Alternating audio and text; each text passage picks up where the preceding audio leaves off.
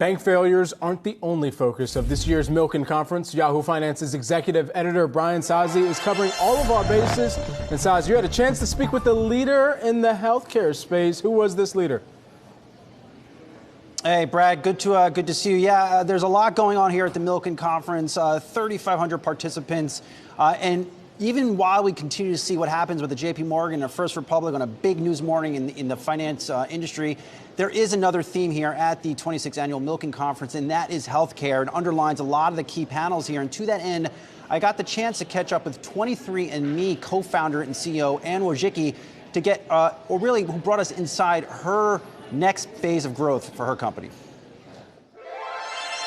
We have over 50 programs underway with GSK. We do have one that is in a phase 1 study that GSK now controls. It's co-developed, but they're taking lead now.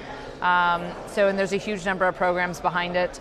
23andMe also has our own wholly owned program. It's an immunotherapy program. So super excited about it. It is definitely exciting to see that you can go from understanding the genetic variation that makes me so excited to saying, wow, some people are, genetically not likely to develop, a certain kind of condition. And then can I understand that and turn that actually into a drug to help either treat people who have that condition? Is that the holy grail in healthcare, looking out over the next decade, the ability to match up your genetics with figuring out the cure for cancer or some other disease? I look at all the explosion of all these new technologies with gene therapy, with CRISPR, with RNA technologies, and understanding the human genome. And I think what 23andMe can really bring to the table here is the understanding of the human genome. So for instance, one thing that we can do really well is we study healthy people, meaning that you might have a particularly interesting mutation that the scientific world thinks, like they don't know, maybe it's potentially disease causing.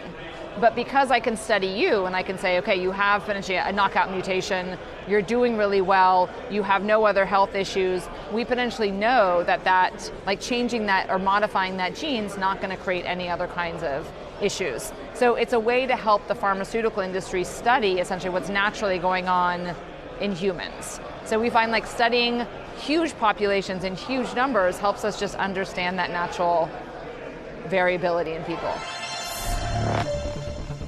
And something to watch moving forward if you are an investor in 23andMe. Anne told me that in July, that exclusive deal with drug maker GSK, otherwise known as GlaxoSmithKline, that ends in July. So that opens the door for 23andMe to explore more partnerships, potentially with pharma players. Now, Anne didn't really decline to comment to me whether more deals are in the works and who she could be working with, but something to watch on a company that really came to market in 2021 during the SPAC boom at a valuation of about $3.5 billion, of course, merged with Richard Branson-led SPAC.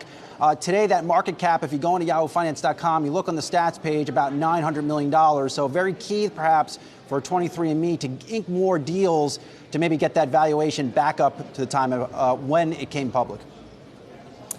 Soz, I just think an interesting note, this is not so much a question, but Anne and the relationship, Susan Wojcicki from YouTube, it'd be interesting to see what their genetics show, being that they're sisters and both business leaders, like top leaders in the world. I wonder what is in their family history, Whatever it is, Diane, I don't know if I have it, but clearly their genes are good. Those their three sisters, the Wojcicki sisters, are, right, I would say, fearless leaders in the world of business. Right. What they have achieved is absolutely mind-blowing, and they continue to do a lot of good work. But maybe I have to get my genes tested, Diane. Maybe I have some of what they have. Unclear to me. I hear they like to have a lot of highball energy drink as well, Brian. So maybe that's a path you're already on. Well, I think that has ruined my DNA, Brad Smith. Maybe I don't have any DNA left because of all this stuff I have ingested the past decade. Unclear to me. But maybe I should take a 23andMe kit, and I can report back to you at some point. Just briefly, on a serious note here, there's been so much investing in STEM and making sure that there is a talent pipeline. Did they have anything to offer on employment within the healthcare landscape and perhaps where the business is continuing to or starting to attract more talent? We we got into that a little bit, Brad, and you can watch the full interview on our homepage very, very shortly. But I think what Anne would like to see more gene focus and more topics taught in schools, not just high school, but also colleges. It's something. It's a topic I need to go back more into and see where these topics in gene therapy and DNA are in fact being studied. But she really made it clear that what she is focusing on, her company, is really not embedded into many areas of the healthcare industry, and in fact, maybe it should be.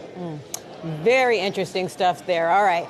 Thank you so much. And stay tuned for our Brian Sozzi's interview with the CEO of Apollo Global Management coming up at 10:45 a.m. this morning.